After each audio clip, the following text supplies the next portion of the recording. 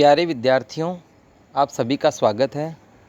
आज हम कक्षा 10 हिंदी पाठ्यपुस्तक क्षितिज भाग 2 की एक कविता अट नहीं रही है की व्याख्या करने वाले हैं, इसको समझने वाले हैं। यह कविता छायावादी कवि सूर्यकांत त्रिपाठी द्वारा रचित है। देखो, इसका अनुवाद करेंगे, इसकी व्याख्या करेंगे। पहले इसका वाचन करते हैं। अट नहीं रही है आभा फागुन की तन सट नहीं रही है। कहीं सांस लेते हो घर घर भर देते हो। उड़ने को नभ में तुम पर पर कर देते हो। आँख हटाता हूँ तो हट नहीं रही है। पत्तों से लदी डाल कहीं हरी कहीं लाल। कहीं पड़ी है उर्मे मंद गंध पुष्पमाल। पाट पाट शोभाश्री पट नहीं रही है। देखो, पहले इस कविता का जो शीर्षक है अट नहीं रही है। अट नहीं रही है का मतलब होता है समा नहीं रही है।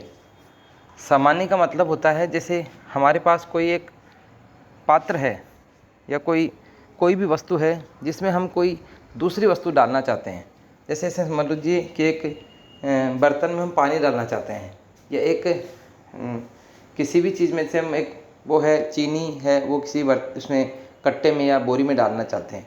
तो जितनी अपने पास है उससे ज़्यादा अगर हो, ज़्यादा मात्रा में हो और वो वस्तु उससे नीचे गिर जाए, फिर जैसे पानी है किसी बर्तन में डाल रहे हैं तो उससे पानी ज़्यादा है, बर्तन छोटा है, तो पानी क्या करेगा, नीचे तक जाएगा, वो समाएगा नहीं उसमें, तो उसको कहते हैं समा नहीं रही है ना।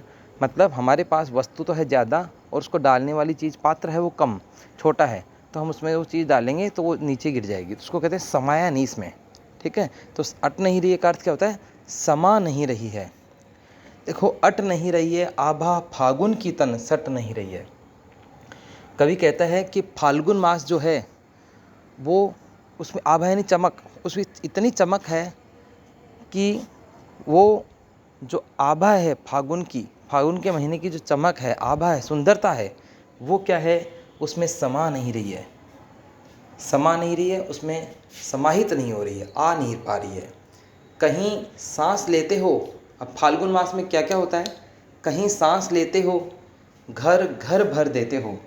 फाल्गुन मास में नहीं कहते कि इसका मानवीकरण किया है कि जब फाल्गुन के महीना यानी फाल्गुन सांस लेता है, यानी फाल्गुन का महीना चल रहा है, कुल मिला के जीवित है यानी चल रहा है। सांस लेने से अर्थ है कि फाल्गुन का महीना है वो है, तो उसमें क्या होता है, घर घर भर देते हो, यानी इतनी चारों ओर इतनी सुगंध व्याप्त है कि हर घर में सुगंध व्याप्त हो जाती है। कहीं सांस लेते हो घर घर भर देते हो, यानी उसमें इतने पुष्प पेड़ पौधों के आ जाते हैं कि उसमें उनकी जो सुगंध है चारों तरफ घरों में भर जाती है। कहीं सांस लेते हो घर घर भर देते हो। उड़ने को नभ में तुम पर पर कर देते हो, और तुम्हारी जो सुगंध है वो पूरे आसमान में उड़ने वाली होती है। चारों ओर आसमान में भी सुगंध व्याप्त हो जाती है और पर पर कर देते, पर यानी पंख, जैसे कोई पक्षी पंख लगा के चारों ओर उड़ता है, उस प्रकार तुम्हारी सुगंध है वो चारों ओर फैलती उड़ती रहती है। आंखें हटाता हूँ तो हट नहीं रही है, और तुम्हारी फाल्गुन मास की जो सुंदरता है ना वो इतनी सुंदर है, चारों ओर प्रकृति इतनी सुंदर है कि आंखें हटाता हूँ तो आंख हट नहीं रही है। कोई बहुत ही सुंदर वस्तु होती है, उसको हम देखते हैं और हम देखते हैं तो वो अगर हमें बहुत सुंदर लगती है तो हम उससे अपनी आंखें हटाना नहीं चाहते हैं, उसको बार बार देखना चाहते हैं।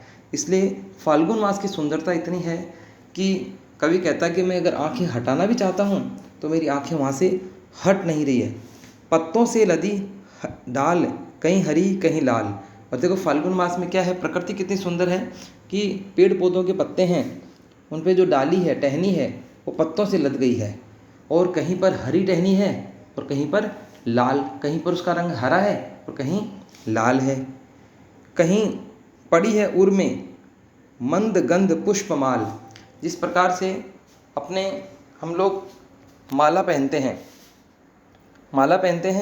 और माला अपने हृदय पर समाहित होती है, हृदय पर रहती है, उसी प्रकार फाल्गुन के महीने में जो फूल होते हैं वो चारों ओर अपनी सुगंध को बिखेरते रहते हैं। जिस प्रकार किसी व्यक्ति ने माला पहन रखी तो माला उसके गले में उसकी हृदय से ऊपर होकर आती है, उसी प्रकार कवि कहता है कि फाल्गुन के महीने में जो पुष्प होते हैं ना, पुष्प अपनी मंद मंद मंद गंध, मंद मंद सुगंध चारों ओर फैलाते हैं।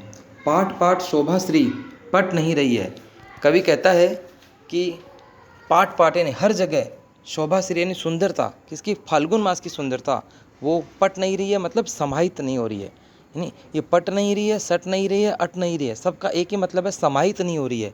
तो फाल्गुन मास में इतनी सुंदरता है कि वो चारों ओर समाहित नहीं हो रही है, प्रकृति में भी वो सुंदरता समाहित नहीं हो रही है।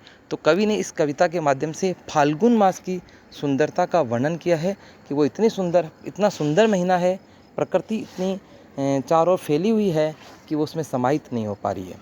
आज के लिए इतना ही, धन्यवाद।